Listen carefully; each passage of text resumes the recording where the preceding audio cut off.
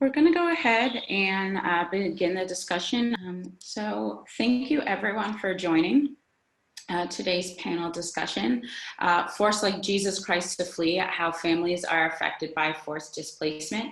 My name is Khadija Jordan and I am the Development Officer at ICMC. I'm at our affiliate office in the United States.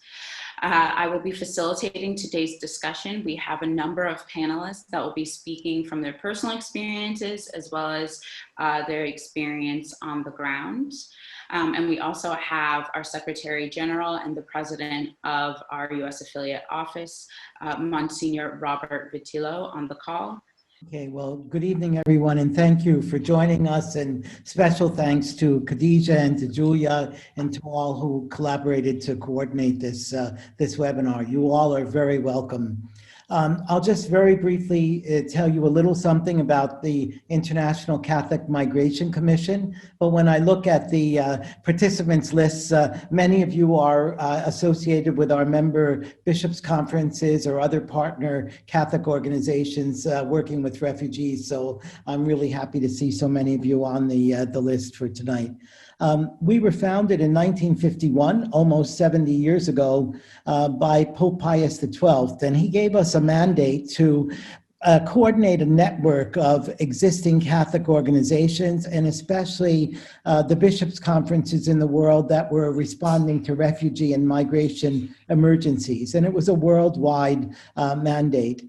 He was, of course, most concerned about the tremendous refugee emergency in Europe at that time as a result of the World War II, but he already looked ahead to the fact that this was going to be a problem throughout the world.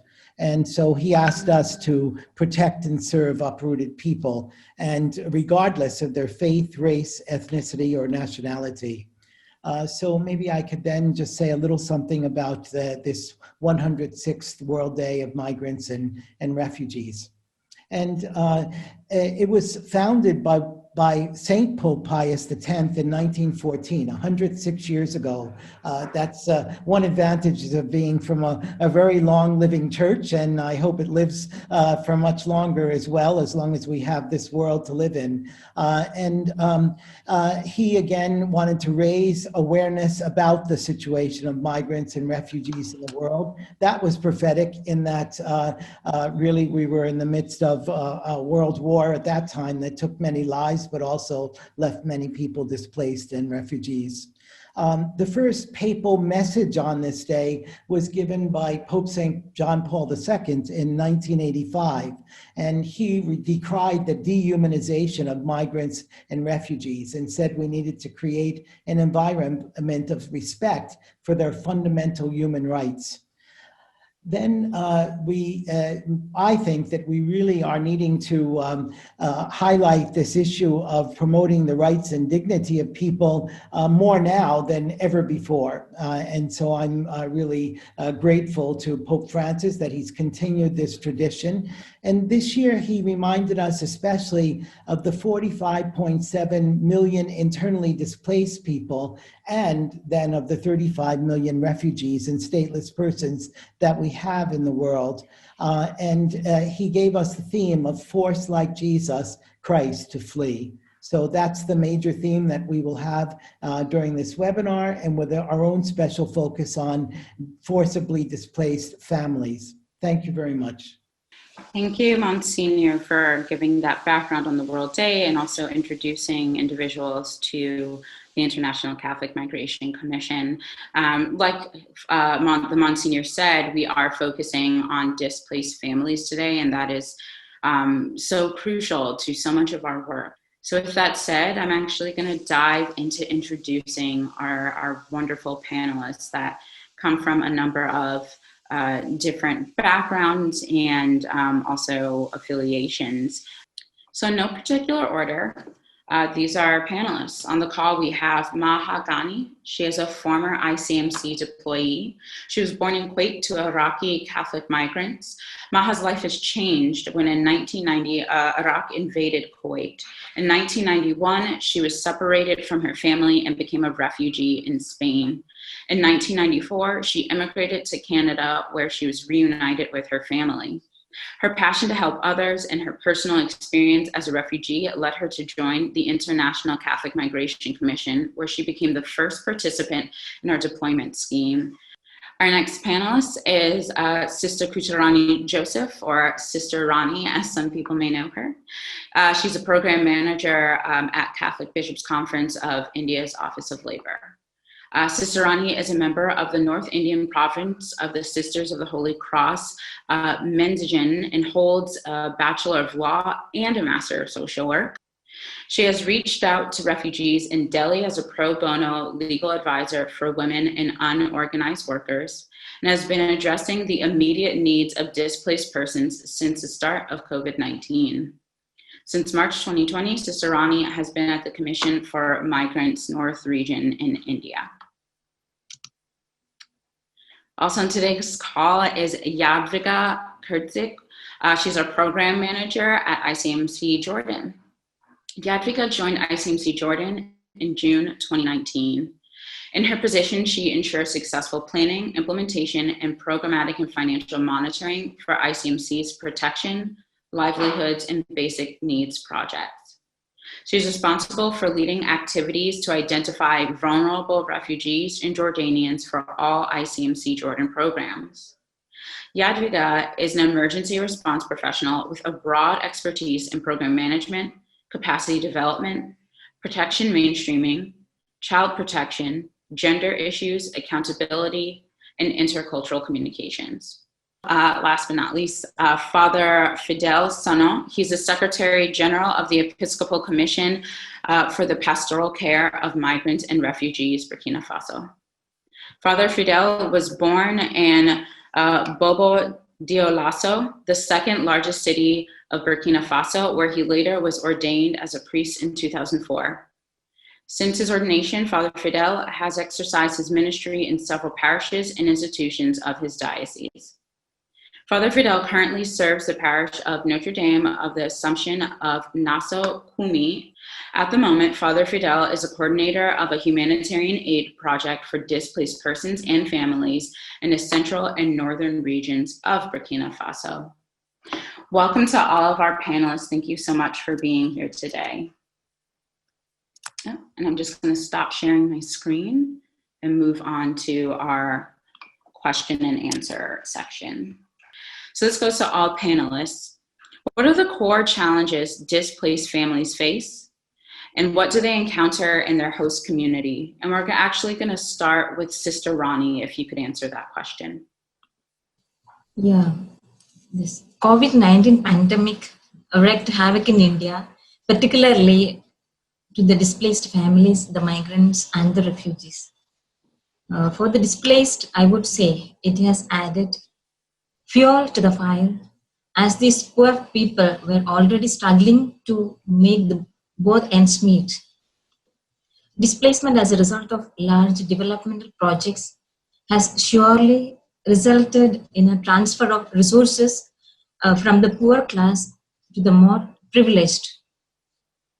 In particular, in India, mega dams are known to be the major cause for creation of victims of development, especially the indigenous members and farmers who barely participate in development achievements. It can be said that bigger the development project, greater is the impact of displacement. Further, the federal structure with a stronger center also plays a role in terms of execution of such large projects in India. The centralization has a penchant for big landowners, rich peasants, engineers, bureaucrats, and politicians. You know, in India, the quest for acquiring land in the garb of modernization and development has been the cause for rising protests by peasants and tribes across India.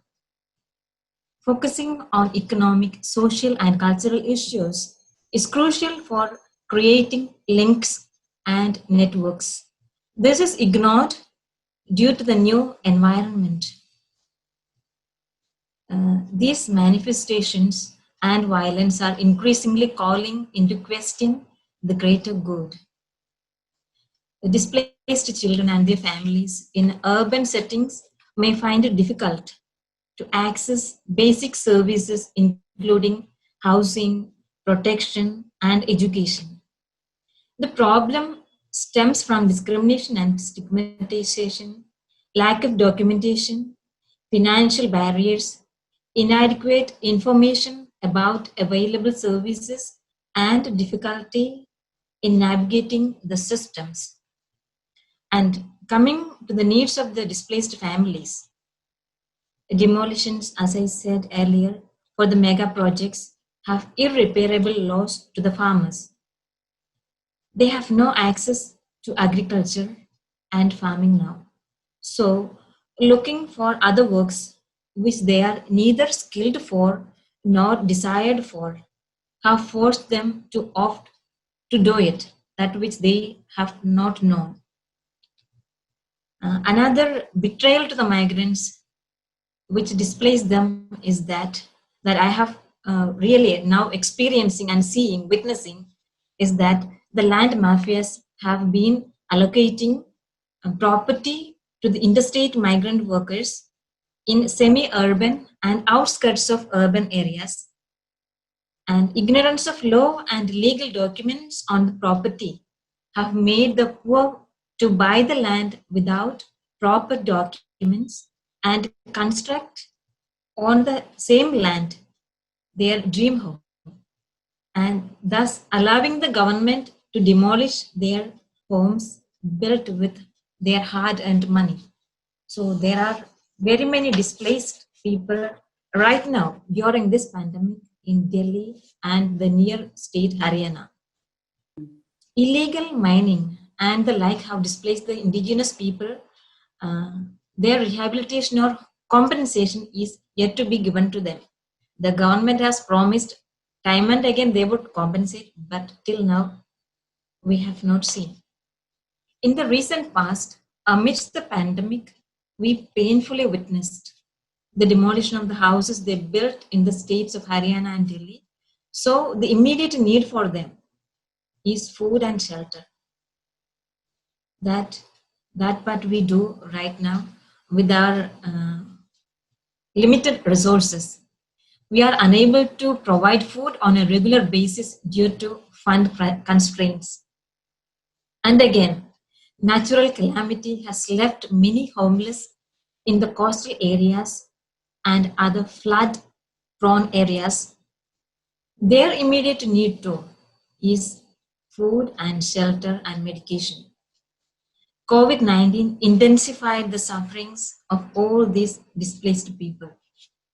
Since the government has not done rehabilitation to the displaced mass and the NGOs persons are implicated in baseless legal battle, it is more than a crisis for us. Still, we help them with the support of the civil society organizations in feeding them. Thank you for sharing some of that information. I'm just going to move on to some of the other panelists to answer that question of what are the core challenges of displaced families. Father Fidèle, could you answer that? Alors, pour répondre à la question, avant de répondre à la question, disons, je vais peut-être donner la situation des personnes déplacées au Burkina Faso, d'après le dernier recensement fait par le Conseil national de secours, d'urgence et de réhabilitation, on dénombre 921 471 personnes déplacées au Burkina Faso. Presque 1 million de déplacés sur une population totale de 16 millions. Cela veut dire que le chiffre est impressionnant et les défis également sont énormes. Alors, quels sont les principaux défis que rencontrent ces personnes déplacées? Il faut d'abord dire que pour ces personnes déplacées, le principal défi est d'abord la sécurité. Puisque, étant donné que les terroristes se retrouvent partout et ils sont souvent de connivence avec les populations autochtones. Ils ne savent plus qui est qui et donc c'est avec la peur au ventre qu'ils vivent. Alors ainsi, pour pouvoir survivre, ils sont obligés de fuir. Mais comment fuir? Avec quels moyens? Étant donné que souvent, ces populations-là proviennent des zones défavorisées. Et nous savons que en Afrique, et particulièrement au Burkina Faso, les familles sont des familles nombreuses avec beaucoup d'enfants. Pour pouvoir se déplacer avec les enfants, cela n'est pas facile si on n'a pas les moyens de déplacement adéquats. Alors, le plus souvent, ils se déplacent avec des moyens de bord, soit à dos d'âne, soit avec des charrettes. Et dans leur fuite, ils n'ont pas pratiquement grand-chose avec eux, puisque le plus souvent, ils ont été obligés de fuir les mains vides. Les maisons ont été incendiées, les greniers aussi ont été incendiés, et souvent le bétail a été emporté. Alors, ce sont des populations le plus souvent qui sont soit éleveurs ou agriculteurs. Et donc, dans leur fuite, ils ne peuvent pas prendre grand chose. Et ensuite, quand ils reviennent, quand ils viennent loger un peu dans les zones d'accueil, ils sont soumis à beaucoup de difficultés. Entre autres, il y a la question d'intégration. Parce que le plus souvent, on a peur de ceux qui viennent. On se demande, ceux qui sont sur place se demandent, est-ce que les terroristes ne sont pas parmi eux? Alors donc, il y a d'abord un peu de méfiance. Et ensuite, il y a des problèmes de logement qui se posent. Ces personnes-là viennent, ils sont obligés de loger dans des abris de fortune. Et la dernière fois, quand j'étais en mission pour rejoindre Bourzanga, après Kongossi, le long de la voie, on voyait des abris de ces personnes, des abris de fortune. Et souvent, pour une petite tente qui doit abriter seulement 4 personnes, on peut retrouver une dizaine ou une quinzaine de personnes. Et souvent, sur ces sites-là, le problème d'eau est crucial, puisque en fait, nous sommes dans la zone du Sahel, c'est une zone quasi désertique, il y a le problème d'eau qui se pose. Alors souvent, ces personnes-là ont des difficultés pour s'alimenter en eau potable. Et en plus de cela aussi, il y a le problème d'alimentation. Ils sont soumis à un problème d'alimentation. Étant donné qu'ils sont arrivés les mains vides, sans pouvoir emporter leurs biens, pour pouvoir se nourrir, cela est difficile. Et souvent, beaucoup arrivent à manger grâce au soutien du gouvernement ou des ONG qui sont sur place. Mais depuis un certain temps, la situation sécuritaire s'est dégradée davantage, ce qui rend l'accès aux sites d'accueil difficile. Parce que les terroristes, les plus souvent, s'en prennent et aux forces de sécurité et aux civils. Et souvent, dans les postes de contrôle, ce sont les terroristes qui essaient de vérifier les identités des personnes qui passent. Et le plus souvent, les forces de l'ordre ou les personnes qui travaillent dans l'humanitaire sont ciblées. On peut les kidnapper pour demander des rançons. Donc, tout ceci fait que les gens ont peur de fréquenter, de se rendre sur ces sites d'accueil parce que le terrain est difficile, la question sécuritaire n'est pas bien maîtrisée. Alors, cela rend difficile vraiment l'accès à beaucoup d'aide pour ces migrants, disons pour ces déplacés. Alors, pour pouvoir les rejoindre, c'est vraiment la croix et la bannière. Je prends mon exemple, la dernière fois, quand je devais me rendre à Bourzanga pour le lancement du programme, j'aurais à parler de ce programme-là. Beaucoup m'ont appelé pour me déconseiller en disant que non, en fait, c'est risquant. Je suis prêtre, je risque de me faire kidnapper. Alors, il vaut mieux ne pas tenter, il vaut mieux y rester. J'ai dit, mais si on n'y va pas, et ces personnes qui y vivent là-bas, que vont-ils devenir? C'est pour dire que vraiment, ces populations qui sont des déplacés sont non seulement dans les besoins, mais ceux qui veulent bien les aider ont du mal à les rejoindre. Et en plus d'être confrontés à ces problèmes de sécurité, il y a aussi le problème lié à la santé. Il y a beaucoup d'agents de santé qui ont fui leur poste à cause de l'insécurité. Alors, pour pouvoir soigner les enfants et même les femmes, cela est compliqué. Bon, en plus de cela aussi, il y a les problèmes liés à l'éducation. Beaucoup d'enfants étaient des élèves et les enseignants étaient les cibles des terroristes. Ces enseignants-là ont fui leur poste. Il y a beaucoup d'écoles qui ont été fermées. Et les enfants se retrouvent donc sans pouvoir faire l'école, sur le dos des parents. Et avec les parents, cela n'est pas facile. Les parents n'ont pas les moyens et ils ont des enfants avec eux. Comment nourrir ces enfants? Et comment aussi mener des activités tout en sachant que la mobilité est beaucoup réduite à cause du terrorisme, de l'insécurité. Il y a certaines zones où à partir de 18 heures, il est interdit de circuler. Alors, on a peur aussi de s'aventurer un peu pour aller mener des activités. Et en plus de cela, pour pouvoir mener même ces activités, cela est difficile. Parce qu'en venant s'ajouter aux populations qui étaient déjà sur place, il y a le problème des terres cultivables qui se posent, d'espaces cultivables qui se posent. Alors ces personnes-là sont donc au chômage, ils ne savent plus à quel sens se vouer. Donc ils regardent vers l'extérieur pour bénéficier soit de l'aide, bon, l'aide pour pouvoir manger, pour pouvoir s'habiller, pour pouvoir peut-être soigner aussi les enfants et se soigner eux-mêmes. Alors les défis sont vraiment énormes. Et pour cela, vraiment, nous essayons de nous battre pour peut-être frapper à des bonnes portes et venir en aide à toutes ces personnes. Alors, je pense qu'avec l'aide de la CICM, nous avons pu en tout cas mettre en place un programme d'aide humanitaire aux déplacés qui sont sur le site de la paroisse de Bourzanga. Ils sont un certain nombre.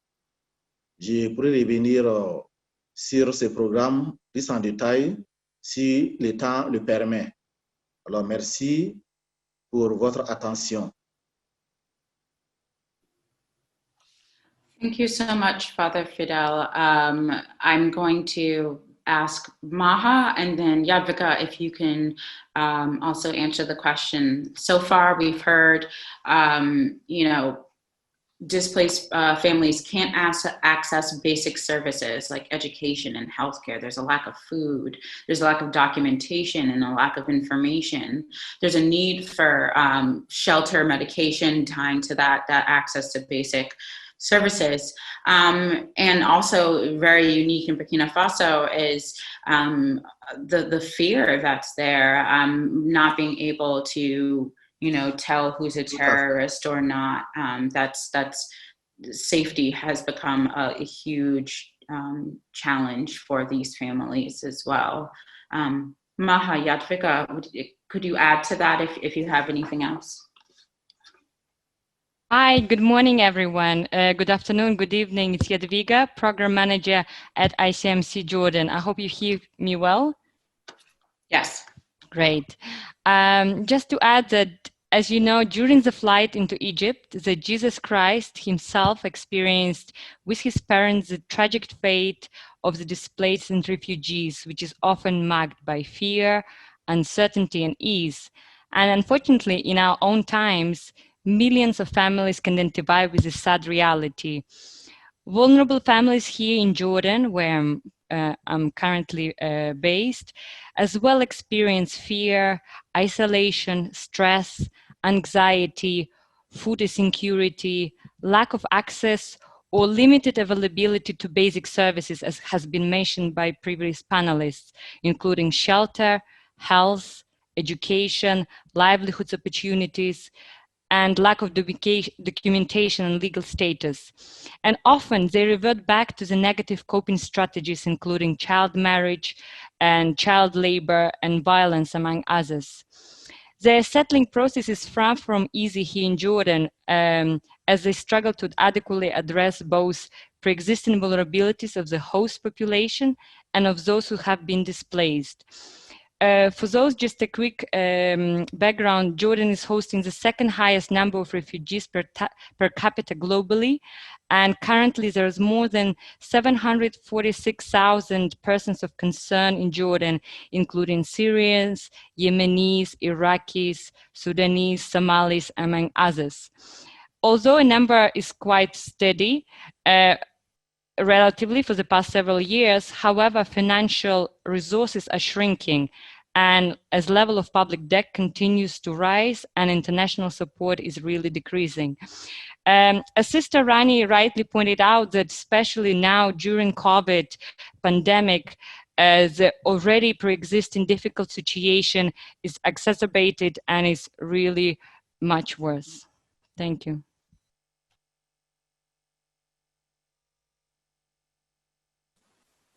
Hello, everybody. My name is Maha, and I'm currently based in Cape Town, South Africa, and I am a deployee for the Danish Refugee Council, working for the United Nations High Commissioner for Refugees. But I'm here on a personal capacity, so thank you very much for having me. And my affiliation is I'm the adopted sister of ICMC, or the daughter. We're happy to have you.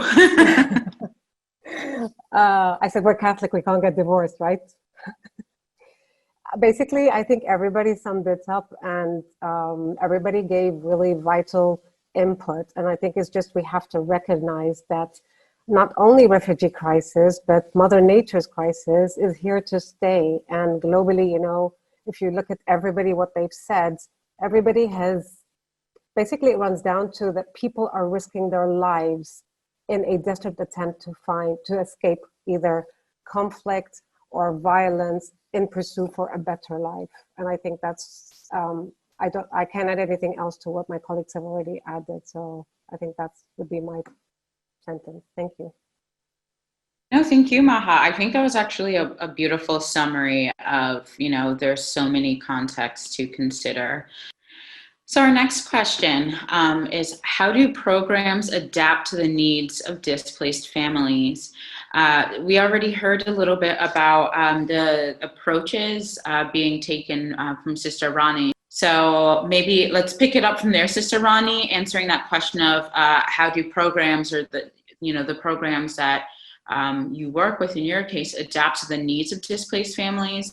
Right now, the programs we have taken is, as I said, the feeding program, and some places we help them for shelter, temporary shelters, like that. It's not exactly tents also. Some plastics are provided from our network, and they are living. And the recent displaced people from Delhi and Haryana. So it is painful to see them standing in queue for food during this pandemic. But we have no other option than giving them that way. And again, there are instigated communal violence happened in Delhi. That was in the news. You all have watched it. And there, our church was in the forefront to help them. They didn't have food. They didn't have medication. They didn't have place to stay. So from Conference of Religious India and other networks, CCBI, CBCI, all these people, we from our groups, representatives were there helping them. And I'm happy to say that from Archdiocese of Delhi, our hospital, Holy Family Hospital, rendered their service to treat them, because so many people were burned, because it was planned violence. People did not know actually. So medication was the important part at that time, and again food. So with the help of many other civil society organizations, we help them for their basic necessities of food, medication, and dress for their immediate purpose. And again, for their education, children are struggling now to have a laptop or mobile, because now the study is online everywhere. And you know, the displaced families already they were in the government schools or the private schools with their hard-earned money. They send their children to the school, but now it is almost impossible for them to educate their children. They are roaming about here and there. Only in the cities, the strict lockdown part is kept up. Removing the lockdown is happening in Delhi and some other cities, states, but it is not fully there. So the children are the main sufferers for education, and their future is at stake. And non-availability of food items and non-availability of job. Laborers cannot go for job now. They don't have any job. Last week was the demolition of a place where we were giving them food. So now they cannot go for work since their home has come down, and they have to be there. If they move from there, the land will be taken over by the government. So they have to be there guarding their land. So they cannot go for their livelihood. So the whole family is living in utter fear and poverty. So these are the immediate thinking coming to mind with regard to their needs and where we can intervene. So as I said, our pockets are becoming empty. So we do not know how to go ahead with that. So that's it. Thank you. Thank you. Father Fidèle? So speaking about your program, how does it adapt to the needs of displaced families? Alors, pour d'abord élaborer ces programmes, je me suis personnellement entretenu avec le curé de la paroisse de Bourzanga, et il a eu à abriter un grand nombre de déplacés sur le site de la paroisse. Et le plus souvent, il est confronté à beaucoup de problèmes liés au logement, liés à la nourriture, liés à l'éducation des enfants, à la santé et à bien d'autres choses. Alors, sur le terrain, d'abord, il s'est imprégné des réalités et des difficultés des personnes déplacées. Et c'est avec lui qu'on a essayé ensemble de recenser les besoins prioritaires. Et pour cela, il m'a fait comprendre que parmi les familles des déplacés, il y a beaucoup d'enfants, surtout des enfants en bas âge, de 0 à 6 ans. Il y a beaucoup d'enfants et souvent ces enfants-là empêchent les parents de pouvoir mener des activités socio-économiques. Alors, et ces enfants sont effectivement aussi des sources de dépenses pour les parents. Alors donc, on a essayé de faire un programme pour essayer d'aider les parents en prenant en charge un peu les enfants.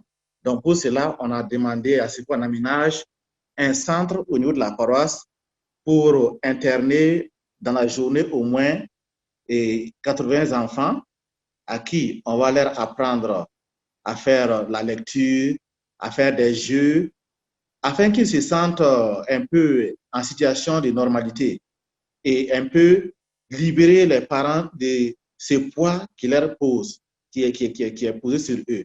Donc, ce centre est aménagé pour accueillir ces enfants et soulager un peu les parents et leur permettre de vaquer à des activités. Et en plus de cela aussi, on a songé au problème de l'éducation. Il y a beaucoup d'enfants qui étaient sans scolarité et on a essayé d'aider les parents en prenant en charge un certain nombre de bourses d'études Alors, vu les moyens limités, on n'a pas pris beaucoup d'enfants. Peut-être que, et à la longue, si on a d'autres partenaires financiers, on pourrait leur demander de mettre l'accent vraiment sur ce volet-là. Parce qu'effectivement, et si les enfants restent sans l'école, ils vont devenir des potentiels appâts pour les terroristes. Alors donc, il faut coûte que coûte mettre l'accent sur l'éducation. Donc pour cela, on a essayé de soutenir les parents dans la scolarisation de leurs enfants. Donc, on a payé, dans le programme, on a prévu d'aider les parents dans les fournitures scolaires et aussi avec les bourses d'études. Et en plus de cela aussi, et comme les parents ont fui et ils ont peur de se faire retrouver, il y a beaucoup d'enfants qui peuvent rester sans avoir des papiers et des papiers légaux. Donc, on travaille aussi pour pouvoir peut-être détecter les enfants qui n'ont pas d'acte de naissance et les orienter vers les services compétents pour établir des actes de naissance pour ces enfants. Et en plus de cela aussi, les personnes qui ont vécu des traumatismes, dans notre programme, on a pensé à une assistance psychosociale pour leur venir en aide. Alors, il y a des éducateurs sociaux qui sont sur place. Ces éducateurs sociaux rencontrent de temps en temps les parents des enfants et à travers ces rencontres, ils peuvent peut-être détecter des personnes qui ont des traumatismes et même des enfants qui ont des traumatismes. Donc, dans notre programme, on a prévu ce volet d'assistance psychosociale pour pouvoir peut-être aider les personnes à quand même dépasser ces traumatismes-là. Et enfin, dans le programme, il y a l'aspect sécuritaire qui n'est pas peut-être occulté.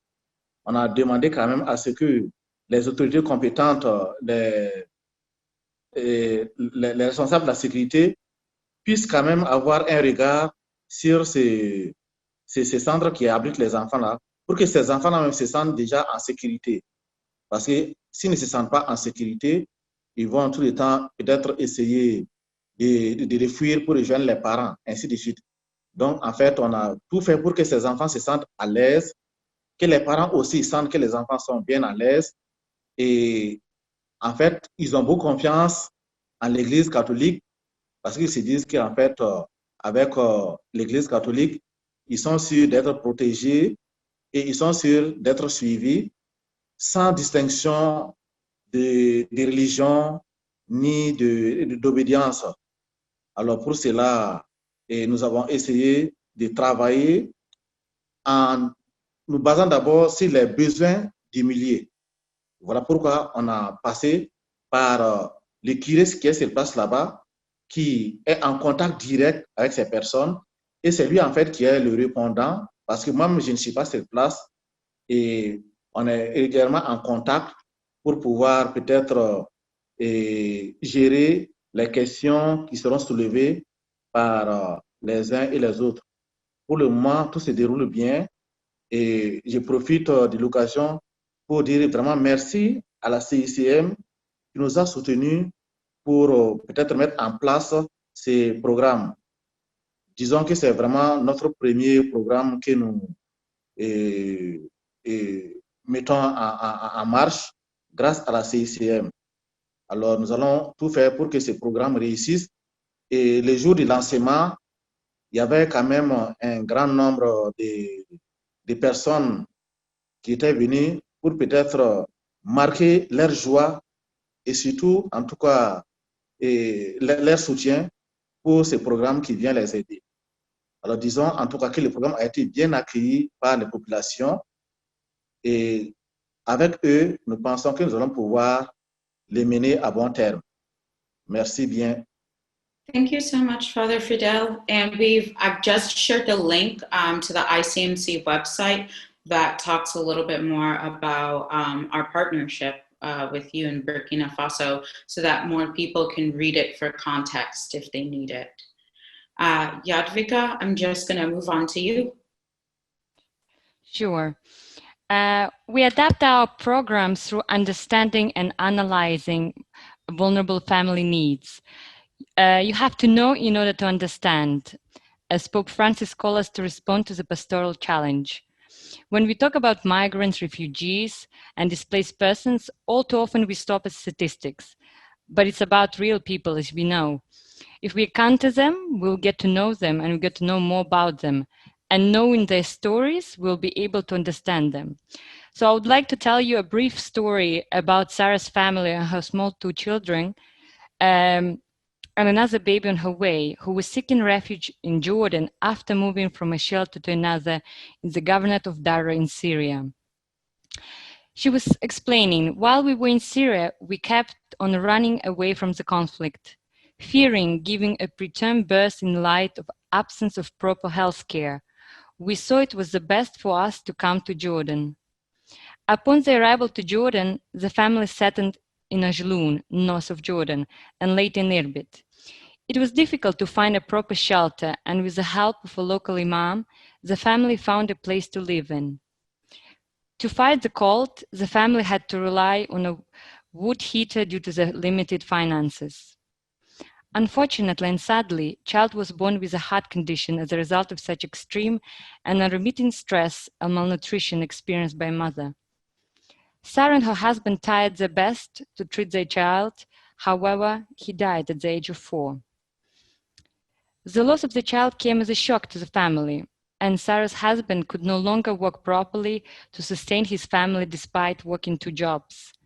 In an effort to introduce a sense of normalcy to their lives and support her husband in securing a livelihood opportunity for the family, Sarah decided to rise up and find a job.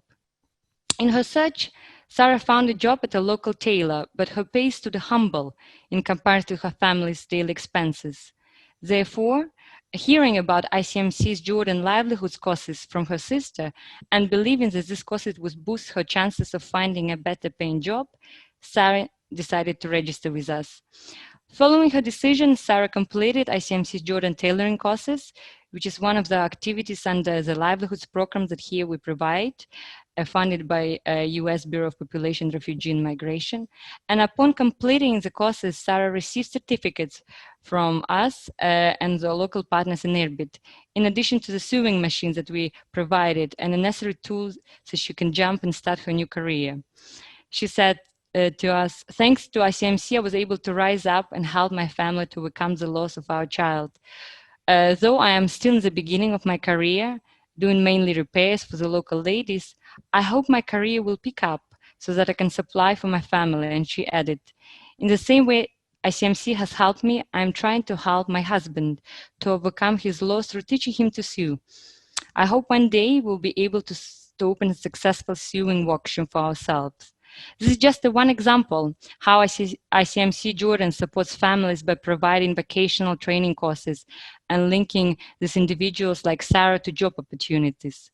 We also provide addressing the needs of vulnerable refugees and Jordanians. We provide protection programs, which includes a variety of activities and services such as psychosocial counseling support to individuals experiencing more complex protection needs through both individual and group counseling sessions. We provide gender and age-sensitive structured learning and creation activities for children in our child-friendly spaces. We provide also Arabic and literacy classes for women and men to equip them with the skills needed to participate and advocate for their own protection. Life skills courses also aimed at individuals who were married as a child or who are at risk of entering a child marriage. We identify male and boys change makers from the local communities and encourage positive change in the communities in terms of gender roles, gender-based violence. We're empowering youth with the objective of improving their confidence, self-esteem, and resilience for the young people who feel isolation and lost. Also, we have started providing intergenerational groups which bring young people and older individuals together to promote social cohesion, skill sharing, and reducing social isolation. As you know, very often, especially older refugees, I feel very isolated. and feeling alone. We also bring together parents of the children and provide parenting programs to support caregivers and parents in developing safe and nurturing environments for their children and promoting healthy family relationships. We establish also local communities comprised of both adults, women and men, individuals from different communities who will collectively raise awareness on protection issues in their communities, and who will be trained in terms of safeguarding vulnerable individuals. We also have a big program under basic needs and relief. So we provide multi-purpose cash assistance, and also we are responding currently in response to COVID-19 to those families who lost their income and as a result living without it. In addition, we also offer cash for rent assistance for family we cover 3 months of their rent. It's designed to the families who can access adequate housing and decrease their protection risk associated with the forced eviction, as I mentioned previously, is a lot, and increased monthly rental costs and accumulation of debt. Thank you. Thank you so much, Yadviga. And for those that want to learn more about our programs and what we do, I suggest you visit our website at www.icmc.net. There's a number of stories that we have on our website about the individuals that we serve. At the end of the day, we're thinking about them, and we're thinking about how we're transforming their lives and how we're restoring dignity and inspiring hope to those families and individuals. So I am going to ask one more question to Sister Rani, Father Fidèle, and Yadviga. So the question right now to answer is, what are the additional services ICMC could provide to benefit families? So let's start with Father Fidèle, and then we'll do Yadviga, and then we'll do Sister Rani. Je pense que si nous avons le soutien de la CICM, on peut songer à soutenir les familles des déplacés avec des tentes et beaucoup plus de tentes pour pouvoir les aider à mieux s'abriter. Parce qu'actuellement, quand j'ai été sur place pour visiter les sites d'accueil des déplacés, ils vivaient dans des tentes vraiment, des tentes qui sont faites avec de la paille, et actuellement, avec les pluies diluviennes, ces tentes-là ne résistent pas. Et donc, quand il pleut, il y a beaucoup de familles qui sont obligées d'aller se réfugier dans des salles de classe, dans des écoles. Et au Burkina, actuellement, c'est la rentrée des écoles, la rentrée des classes. Et cela veut dire que cela peut empêcher un peu la reprise normale des cours. Mais effectivement, ces personnes-là n'ont pas le choix parce que les abris ne tiennent pas avec la pluie. Donc, il y a vraiment un réel besoin de les soutenir en abri adéquat. Et je sais que les HCR distribuent souvent des tentes à certains déplacés, mais pour le moment, au niveau de la paroisse, très peu de personnes en ont bénéficié. Alors, si on peut peut-être leur venir en aide de ce côté-là pour qu'ils soient bien logés. Parce qu'avec des enfants, s'ils sont mal logés, cela peut fragiliser leur santé. Et si les enfants tombent malades, ça va encore angoisser davantage les parents. Et même si on leur donne des vivres, ils auront de la peine à les conserver, puisqu'en fait, la pluie peut peut-être dégrader ces vivres et même tout ce qu'ils peuvent avoir comme bien. Alors, en tout cas, le besoin d'abri est vraiment vital. Et je pense que les images pourraient être beaucoup plus parlantes pour confirmer ce que je suis en train de dire. Cette année particulièrement, il y a beaucoup de pluie au Burkina Faso. cela peut-être est dû au changement climatique. Au Sahel, il n'y avait pas autant d'eau, mais cette année, il y a beaucoup de pluie. Une fois, je crois qu'il y a un site d'accueil des déplacés qui avait été carrément inondé et on a peut-être eu du mal à les loger. Et comme c'est la saison hivernale maintenant, tout est compliqué. Alors avec la CICM, si on peut songer peut-être à élaborer un programme de soutien pour les déplacés en abri adéquat. Je vous remercie. Thank you. Yadviga? At present in Jordan, we operate at a full capacity, and with already limited funding at present, it will be extremely difficult to add any additional services. However, at the same time, if extra funding will be secured, it would be beneficial to scale up existing services and assistance, including employment opportunities, as I have mentioned previously, where we will equip vulnerable communities with the required skills and training and link them to job opportunities, and particularly focus on persons with disabilities. In addition to that, really scaling up on the protection activities and focuses on the really hard to reach areas, providing maybe potentially mobile clinics and providing assistance for people in need of psychosocial support. Thank you. Sister Ronnie.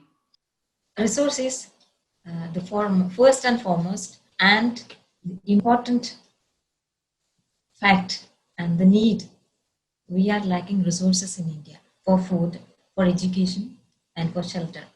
And the employment opportunities, as many have lost jobs right now, many people need job. Whether it is their vending or grocery shops or any small shops or anything that would help them to sustain their livelihood. And since there is the key international legal standards and the responsibility of the state exists, the right to adequate shelter is one aspect of the right of every person to enjoy an adequate standard of living. They don't even have the living, dignified living condition in India. So the right was first recognized in the Universal Declaration of Human Rights and subsequently included in various international human rights instruments. So if ICMC could channelize the service of UNHCR, UNDP, and the International Organization for Migration, ICRC, IFSRC, UNICEF, UNEP, and the NGOs specialized in shelter or protection, such as ACTED, CARE, Christian Aid, Disasters Emergency Committee, HMD Responses, GOAL, the short form of an organization, International Rescue Committee, Oxfam, Red Dawn, the Save the Children Fund, the Shelter Center, or World Vision.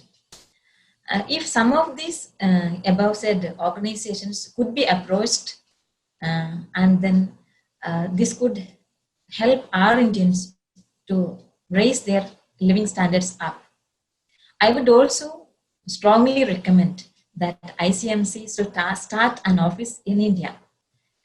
Now that you know the huge need of our service in India, and intervention required at an international level. So we require your immediate and urgent support to us for resources and for job opportunities.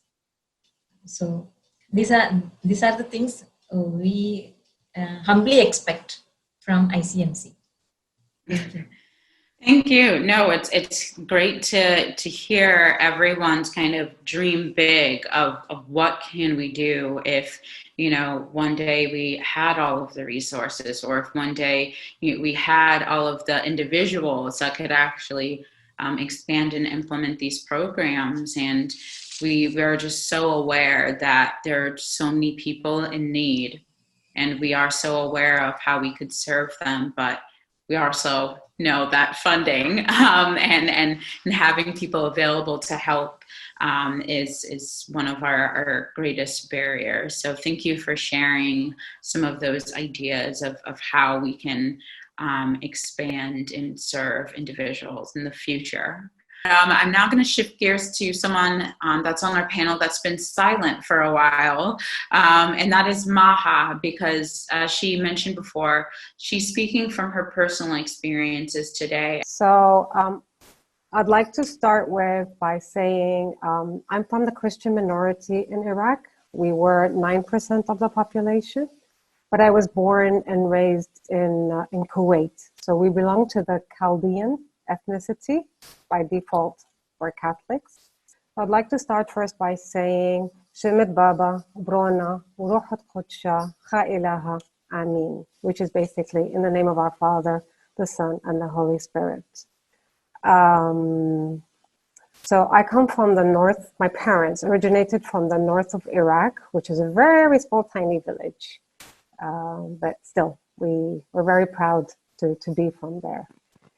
And although Chaldeans, I mean, usually you say you grow up by default following your parents because they're Catholic and they're very religious, and that's how you ended up being that way. But no, for me, it was more, it's a passion and it's a mission, which I'll explain later. The two predominant figures in our life and history that we're proud of is the man in the elderly man in white hair. He's my paternal uncle, Father Sanon Ganni. He passed away in 2009. He died in a car accident. But more is Father Rodrigue Ganni. Father Rodrigue has a very special role in our family, and I know Monsignor Rob also knows that. He was assassinated in Iraq in 2007 by the Islamic State. They went up to him and they said, "Didn't we tell you to close your door?" Meaning the church on the Sunday. And he said, "How can I close the door of the Lord?" I mean, we're very proud. And I think, I'm not sure if everybody knows, it's been confirmed, but he's been, the Vatican has authorized his canonization to become a saint. So we're very happy with that. So as I said, for me, we were born and raised in Kuwait. We were separated. So in 1990, when Saddam invaded Kuwait, we woke up, we were there. My twin sister was already a student in Jordan. I left after that. I joined her for like 7 hours when she briefed me what had happened or how she got the papers. And she went to Spain because Spain has the affiliate office to ICMC called la Asociación Comisión Católica Española de Migración, Servicio de Refugiados, and she applied for resettlement in the United States. So it was a wave. Obviously, with the gossip of the refugees and migrants, you know where to go to apply for what. And at that time, in 1990, there was a wave of Christians leaving Iraq, going to Spain to seek resettlement to the United States. So I ended up in Jordan. I applied for the visa to Spain. I got rejected. And then my parents left Kuwait. They went to Romania. I'm going to cut it short because I know I have to be mindful of the time. They went to Canada as immigrants, and I was rejected because I was over 21 and I couldn't follow them. So I was in Spain, and I was rejected from the States, actually, yes, as resettlement. So I continued and I applied for asylum in Spain. I got granted refugee status, and I started my work with refugees, obviously speaking Arabic, English. I learned Spanish and Chaldean.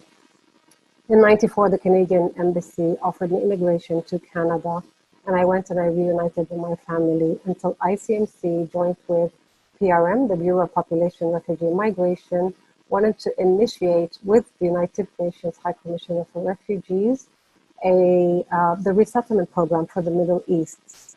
So I joined ICMC International, being their very first deployee in Lebanon. I was there for 1 year, and then I became the ICMC I established the office of the refugees, the processing entity for the U.S. government, and I stayed in Spain till 2008. In 2008, I resigned. I went into a depression, which is a very normal thing, and I think it's okay to say it out there. We tend to just react, and I think this is one of the things of the trauma of being separated from family. I was in a country not my own, not my language, and we don't realize because we want to survive, we want to try to make it. I was working 3 jobs, so I got to a point where my body was telling me enough. And so I resigned, and then after a year, I got a job. What is it, 2008? Oh, but then there was a world recession, so it was really horrible. I couldn't get a job anywhere. 2010, I came to Jordan. I joined the International Organization of Migration, where I worked for the resettlement program in hopes to go into Iraq, but the U.S. rejected my security clearance. So then I joined ICMC Deployment, and I went to Ecuador. I was there for 1 month, and I didn't feel secure, so I terminated the contract, and this is where I really appreciate ICMC, and I've always said that they've always considered me as a person and not a number. They took into consideration why I specifically didn't like it, and didn't compare me to say, why did this person like it and you don't? No, it was more as what made Maha feel uncomfortable, and they supported me in that. So I guess in this quote, for me, it's a very important quote, which I like, because, it says, "For I know the plans I have for you, declared the Lord, plans to prosper you and not to harm you, plans to give you hope and a future." Because I know God is always looking out for me, and I think this is my faith that plays a huge role. The part why I decided to become a deployee, maybe I'm answering the question a bit too soon, is the gift of giving back. It's the beauty, it's the joy, it's just seeing the smiles and knowing. And I think I basically wanted to avoid what had happened to us as a family when we were separated, to ensure that we are heard. So, I believe I'm the voice of the refugees. And this is one of the things why I wanted to come back into the field, to be with the refugees and not just sitting behind the desk. With all due respect to those who are sitting behind the desk, it's just, for me, it's just being there in the field with them. It's just like a fish in the water. That's where I am. It's the joy and it's the passion I have, and it's giving them hope. So with my years of experience with ICMC, I will never forget, and I will forever be grateful for 2 most important years of my life. In 2001, we wanted to celebrate 50 years of ICMC, and they wanted to go to Ellis Island in New York to celebrate it, but unfortunately with September 11th, we weren't able to go there, and they decided to have an audience in the Vatican. And before my boss, Kevin Quigley in ICMC Istanbul, finished his sentence, I'm like, I already booked my ticket, so forget it. And I went to the Vatican. 2017, Father Robert had heard about me, Monsignor Robert, sorry, and I got a call from Julia saying, or an email it was saying that, we'd like to host you to come with us as an observer to the Vatican. I actually thought it was a joke. I'm like, okay, yes. But then in February, I got an email from Julia saying, could you please send us the following documents, and this is the plan, and this is the procedure. It was very emotional. I think both events to me. In 2001, obviously, because I was very much involved. 2017, it played a huger role because I actually had lost my faith. I separated. I didn't want to pray. I didn't want to go to church. I didn't want to hear anything. And it was in this meeting in Rome, I met Father Lazaro from Ghana. So God has his little tricks, I say, he knows exactly what he wanted to do. And on the way back from Rome, Father Lazaro was sitting on the bus, on the plane, all the way to Amsterdam. And obviously He's like, I'm not giving up on you. I'm going to keep talking to you. So then 2017, I had lost my job due to the change of administration in the US. At that time, I was in the UAE, covering all the government, the GCC, the Gulf countries, doing resettlement again with the United Nations. I was unemployed to 2017, and then in September 2018, I got a call saying, would you like to come to Cape Town? And so 2 years later, I'm still here in Cape Town.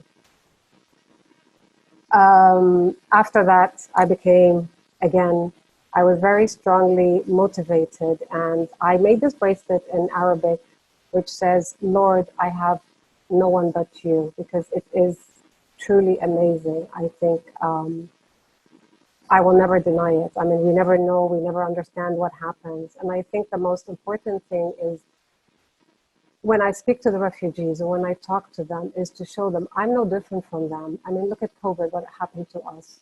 It just showed us that there's nobody, no rich, no poor, no VP, CEO. We're all the same. We're all in the same boat, and it could happen to me, it can happen to you. So I always want to motivate and speak to people. And sometimes we don't really realize when, for example, we think of resettlement and we want to go to America, the dream, and this is what we need, and this is what we want. But sometimes we can think of other plans, and the way I saw it, God had this path for me, and it became my mission to help others, to show them that not everything we want is exactly good for us, and yet there are other plans, and it's up to us to make the best of what we have, and to try to just see the positiveness in things. I know it's not easy when you are displaced and you've fled from a war zone, but I've met here in Africa resilient people, or in my career, just amazing, strong people, strong-willed people, and I think all together we can make things happen. Thank you.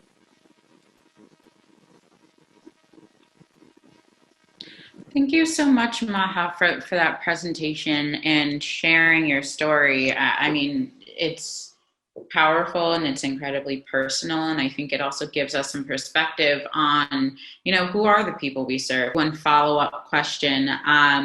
So I'm curious about trends maybe that you experienced or you saw amongst other displaced families in terms of the challenges they were facing and what they were going through, and maybe how they've differed while you were a deployment specialist. Technology. Let's face it. That is a game changer, yes. Oh, yes. I mean, I tell people, you guys are so lucky that we have Facebook and WhatsApp, because when we fled in 1990, we used to send a telex and a fax through the Catholic Church in Spain. And it was in Kuwait, sorry. So the trend for me would be the technology. And I think it's a very powerful tool. It can be good and it can be bad, but at least it doesn't make us feel left out and isolated when we're separated, when we're displaced, I was in Lebanon in 2006 when Israel bombed Lebanon, and thanks to the Spanish embassy, I was evacuated. And every minute, my brother, who was in the UAE, kept texting me. And then I left the borders, and at that time, there was no roaming, there was no WhatsApp. I lost contact, and the man sitting next to me saying, my phone is roaming, here, use it. So I called my brother to make sure he knows where I was until I got to Spain, and I called from the landline. And it was my brother calling to find out, and then he would call my parents in Canada, and my parents would call my twin sister in the US. So it's just about the bond and the need, and the trend now, I think the only thing that still remains is the unconditional love and greed parents have for a better future for their children. That is one trend that has not gone away, and I don't think it will ever go away. The way that parents do the impossible for them to seek, no matter if it's 1%, if they knew that there was this 1% chance for a better life for their children. I interviewed Iraqis in Oman, the Sultanate of Oman, And not one of them had less than a PhD.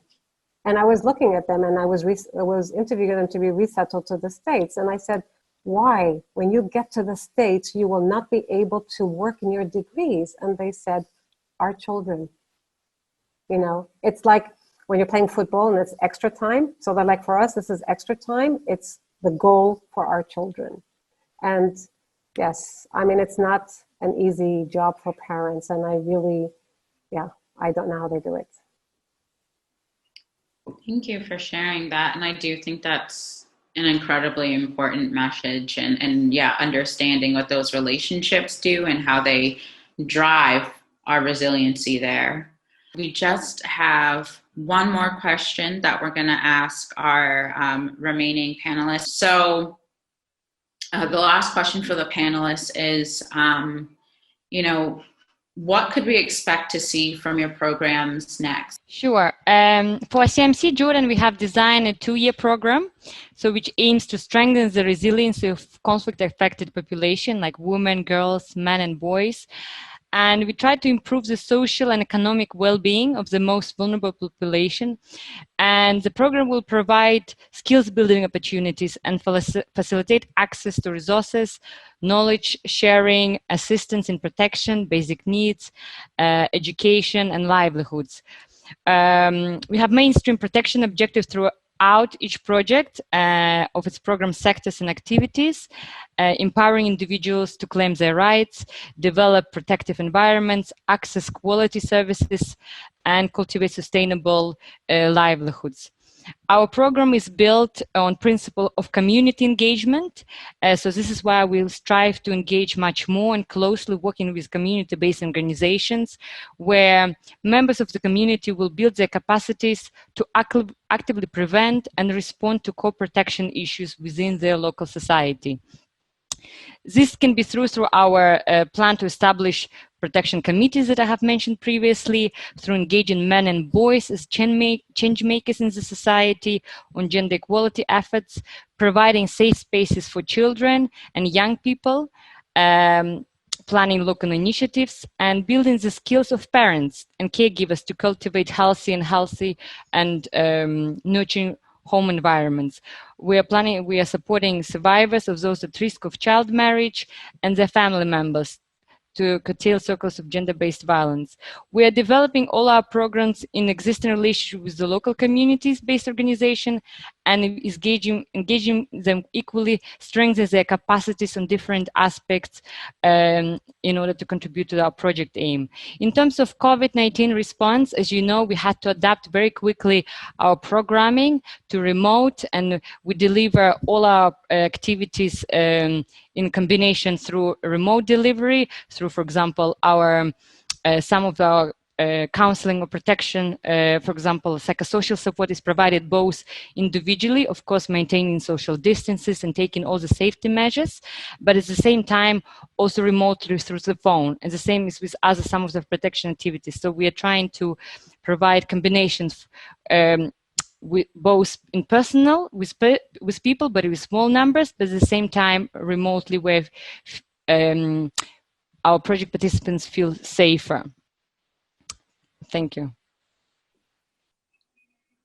Thank you. Sister Ronnie?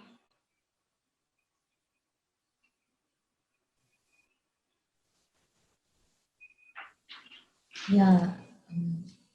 Actually, we don't have any program directly from ICMC other than we represent ICMC. Of course, Father Jason is the secretary representing Asia region as well. With the support and collaboration of ICMC, we would help the victims of violence, especially the minorities, for counseling, because many are into depression due to violence because it's unexpected. It has happened to them. Rape victims are there from among them. And all these people need counseling, medication, and shelter. So we would be looking for food mainly, then shelter, and above all, they need legal aid. Since we have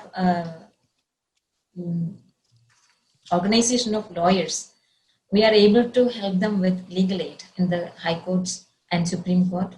And we are already doing it. Because of that only, many of our migrants received the food ration from the government. So we need to pursue that. So we need the support of ICMC. So with your support and collaboration, we would be able to help our people, especially the minorities, because minorities are targeted in India. So we, as I said earlier, we need international intervention as well for this. You have heard about the Citizens Amendment Act, which is a threat to the minorities. And in the northeastern part of India, many are already displaced. And it has not come into the media, but they are displaced and they are in the shelters. It's not exactly shelters, it is like prisons built for them and they are there already. Does not come to the media, but they too need our assistance through our people in the Northeast. So we are also focusing those groups, and all these displaced people need legal aid so that we can at least get their rights through the courts. Thank you. And thank you, Sister Rani, for your response. And our last few minutes together, I'm going to move into some of the questions I've collected from the audience in the chat box. So we have a question from Zar from Caritas Asia, and he wants to know if you can share any success stories or experiences wherein the church is able to overcome the challenges and is responding appropriately to the difficulties of the migrants/refugees despite everything going on. I have so many. No, but I'll just skip one, so I don't get involved with South Africa because I'm on a personal capacity, but I'll use one of the ones from ICMC experience. So it was in the UAE, 2016. This woman came into our office and she's a Syrian. She was married off to a man older than her 15 years. So in the UAE, you cannot stay if you don't have legal residence. And basically legal residence is work permit. So the man had gone to Syria and wanted to get married. So they introduced her, got married, came back to the UAE. He told her that she had to work. She worked. And then when she got pregnant, he's like, no, you have to stay at home. You can't work out of the house. So she started to cook to feed the friends. So the husband she met, sorry, I have to start that, he was introduced as a man from Pakistan who's living in the UAE. After 3 children, when the 3rd child was born, they went to get the documents from the Pakistani embassy in the UAE, and it turns out that he wasn't Pakistani. He was actually Afghan who went to Pakistan during the war, obtained a passport, but there is no citizenship number. So then they confiscated the documents, and the children were left without any documents.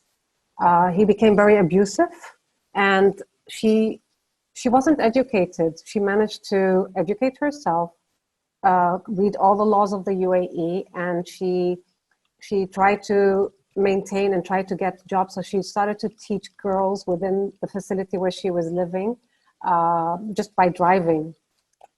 Her husband, when he became abusive, he came home one day and said, he woke up the children saying, come home, come see how I'm going to kill your mother. So she fled from the house. She went to the police. The police is like, the only way you could do it is by getting a divorce and a restraining order. She managed to get the divorce, or at least file for the divorce, but he wouldn't divorce her because he didn't want to pay the dowry, and she gave that up just to get her freedom. So on the days that she went to get her children, the husband abducted the eldest son, fled, and the UAE police chased him from the GPS of his phone, and they beat him up basically and told her that she had to move from the country, from the city. So she tried, but then she came to our office because she doesn't know what to do. She's working minimum wage. She couldn't get her children into school. They have no documents, and she didn't know what to do. So we interviewed her, or I interviewed her, and we happily resettled her to a Scandinavian country. I'm in contact with her. She's learning the language. She tried to do gardening. She tried to do engineering, but finally now she went into tourism, thinking that she could use advantage of her languages. And her children are doing all well, and it's good. It's great. I can go on forever, so tell me. I think we're all taken aback by that story that you just shared. Wow, that was very intense, but like I think that's also important to hear these different scenarios that can happen. So hearing of this really horrible situation, but then hearing about how this family was able to be helped still at the end of the day is really actually quite hopeful. And so thank you for sharing that story. Yadviga, Father Bob, Sister Ronnie, do any of you have any stories you'd like to share? I have a few stories I could share if it's okay, Khadija. So this goes back a long time ago when I was doing resettlement in my diocese in the United States. And we had resettled many Southeast Asian families, Vietnamese, Cambodians, and Laotian at that time. And one particular family that I visited several times was a mother and her two sons. And the mother always seemed very, very sad. And I knew that she was not from a culture where she would really express her needs, especially to a priest. And so one day I said to her, you seem sad, and is there anything that we could do, anything more that we could do for you? And she said, you've done so much for me and my son. She said, but I have a daughter. And I said, oh, and where is she? Well, she tried to escape before we did from Vietnam, and she wound up in China. And this was a time when there was not very much communication between China and the United States. But President Nixon in those days had just visited China, first US president to do that in many, many years. And I knew that they had opened up a State Department office in China. So I found out the name of the representative there, and I started writing to him. And eventually, after about 3 years, we were able to manage to have this daughter come to the United States and to be reunited with her mother and her brothers. I didn't know what to expect. I went to the airport to greet her. And there were a number of press people there too, because this was really the first family reunification that happened from a Vietnamese refugee who had been in China. And she came off the plane speaking beautiful English. She had learned it on her own. And she thanked Father Bob for helping her to get to the United States, which really shocked me. The reporters asked her what she would like to see in the United States, and she said the Twin Towers, so the building that eventually was bombed and destroyed at the time when ICMC wanted to have its 50th anniversary in New York.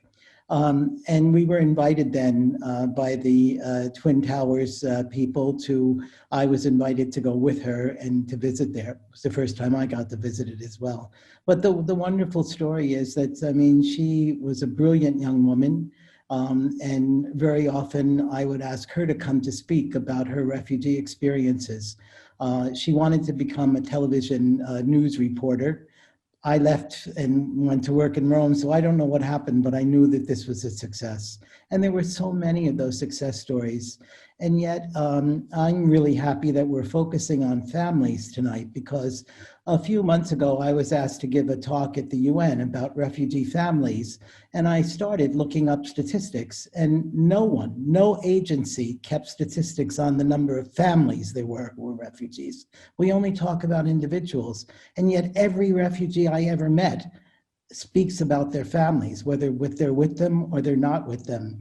And so I think it's so important for us to understand the love and the intimate bond within a family. And Maha, the same thing you experience with so many families are the things that I experienced with my own Italian immigrant family, where the education of their children and their grandchildren was primary, and they would sacrifice anything.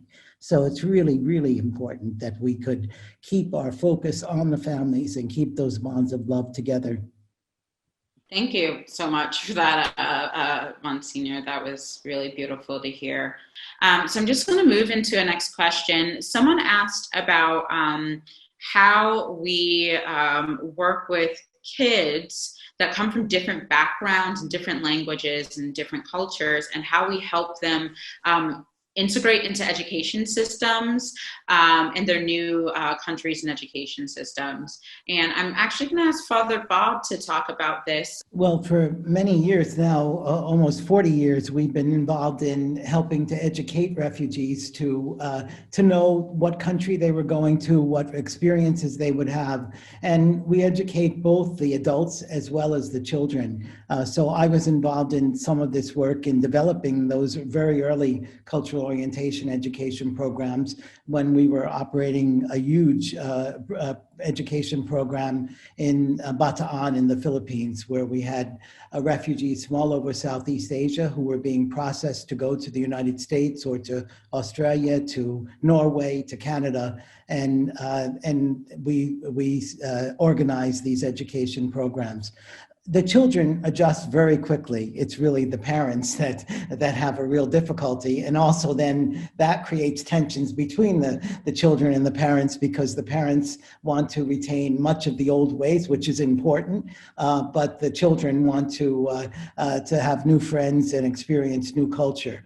I'll give you an experience I had in Turkey when I was visiting there. And again, it relates to this family dynamic. Our people in Turkey were having their cultural orientation programs going on during my visit. I sat in with some of the adults and even gave some ideas of my own work in resettling people in the United States. But then I sat in with the children. And they were actually drawing maps of where in the United States they were going to. And they shared with me their dreams about it. I didn't want to burst their bubbles too much, but I tried to make them realistic about what they would expect to find. The preparation is to help them be realistic, and also to help them learn their rights, their dignity, and the fact that they could retain their culture and their faith, but they also can be very big contributors to the country in which they are now being hosted, and that they need to abide by the laws and some of the customs in that country as well. Thank you. Thank you so much. Does anyone else have any similar experience they want to share? Otherwise, I'll move on. I'll just quickly add, thank you so much. It was a beautiful summary just for us here in ICMC Jordan to integrate these children coming from different backgrounds, of course, in different areas. We, through our child-friendly spaces and through designated curriculum and materials for different age groups and different for boys and girls.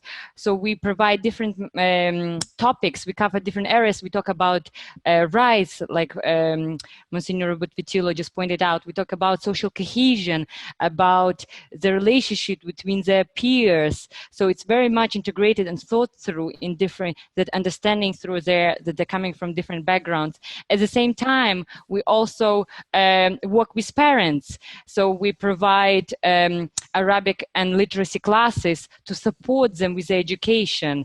Very often, especially here in Jordan, English is compulsory, so it's important also to educate parents so they support them with their homeworks and other issues. In addition, now this year from September, we have started a positive parenting program. We also tackle different topics where we're planning to support and train parents and caregivers on different aspects in terms of how to provide this development, inclusive, nurturing environment for children to grow and develop. And of course, if some of these students who are in our children with students in our child-friendly spaces who, for example, are out of school, we refer them externally to different agencies who provide this catch-up and remedial classes so they can go back to formal education. That's it from me. Thank you. No, thank you. That was very helpful to hear how that works within one of our programs on the ground. I'm going to ask one last question from the audience. This was asked by Ed Orzakowski, and he says, the challenges faced by displaced families are clearly overwhelming. Given this reality and the limited resources, what do you think is the most important and specific role ICMC does or should play in in providing services to these families. If I may to jump in maybe now here, just to say that I think it's very important to continue to stand in solidarity and compassion with these really vulnerable individuals, to continue to provide these really important services and assistance for both for vulnerable host community members and at the same time refugees, regardless of their nationality, gender, ability, religion, and so on. Very important also, I think, from my side is to continue working with different agencies, UN agencies, international and national agencies, particularly local community-based organizations, working in partnership, build this partnership to be able to galvanize all our efforts and support really vulnerable communities. Thank you. Father Bob, Maha, Sister Ronnie, is there anything else you want to add there? I could add something, Khadija. First of all, I think, just as Yadviga said earlier, in order to understand needs, we have to listen to them. We have to get to know the people. And sometimes I get frustrated because we're so drowning in the bureaucratic work of making reports and making projects and planning and then dealing with the financial challenges too, that I have to remind myself, and I also remind the staff, that we do this for people and we need to hear them and we need to be able to respond to them in a personal way as well as an institutional way. So that's one thing, we have to never forget that. But then also, I think there's another role that hasn't been mentioned here, and I don't want to leave this webinar without mentioning it, and that's the kind of advocacy and policy promotion work that we do, and we do it very, very well. And again, I'm often told by government representatives and by international agency representatives that they like ICMC's advocacy because we base it on our experience in the field.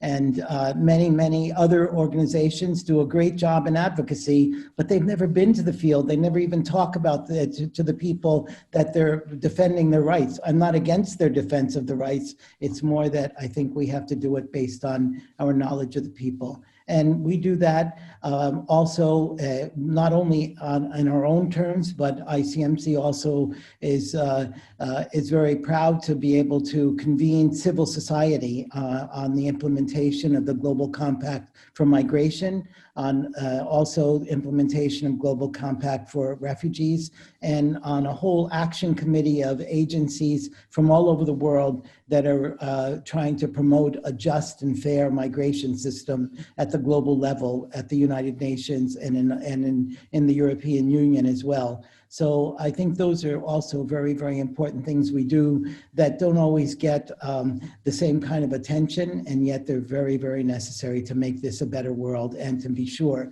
that refugees have a role and place in making it a better world. Thank you. Thank you so much. Maha, Sister Ronnie, do you have anything pressing that you want to add? I just would like to say, we have so many success stories. I do not want to share any stories as such, but I would like to express my gratitude from the bottom of my heart to ICMC, because from you, I have learned to love refugees. Because when I came to Rome and Malaysia, there I heard the stories of refugees. I was not even aware that we have refugees because that was not part of my job. So now it's part of my job, and it has become part of me that I started loving refugees. So much so I go to the Rohingyas where we have the threat from the government. We cannot go as NGOs, but still I take chance with other civil society organizations to meet them. And we could also help during this pandemic some refugees from Bangladesh and other places who are in Delhi itself. So I'm very much grateful to ICMC for giving me this chance. Had you not given me this chance, I wouldn't know the pain of refugees. We only see because they are also mingling with Indians. I could not differentiate. But going to them, I understood their pain. They have no one, no land, no one to claim as their own. So ICMC is doing a wonderful job, and I hope that international advocacy for India and the technical support and the know-how. As the issues are new to us, certain issues are very new to us. So we learn from you, and as Bob said already, it's not only with finance, though I expressed my difficulty in that, but persons. We go as persons. Since I am a religious, I take my own time and person to meet them. So thank you very much for this opportunity and all the opportunities that you have provided. Thank you. Thank you so much. I do welcome you to get in touch with us, engage with us, go to our website to learn more information about our different programs. I think perhaps you'll get some of your questions answered there. We're on Facebook, Twitter, YouTube, and LinkedIn. Those are all of our handles. You can also just type in ICMC when you're on those platforms, and we should come up pretty easily. And also, one of the things that we talked about was budgetary concerns that, at the end of the day, we can want to do so many programs, but sometimes we actually just need the finances to do that. So if you're interested in supporting ICMC, just go to www.icmc.net/donate to make a donation to us. That's also just the route is our website and where you can read more information. Thank you again to everyone, participants on this call. Many thanks to our panelists that shared their experiences and be it personal or professional experiences. Again, thank you and God bless. Enjoy the rest of your day, everybody. Thank you so much. Thank you. God bless. Thank you so much, everyone, and please continue to keep all the vulnerable communities in your thoughts and prayers. God bless all of you. Amen.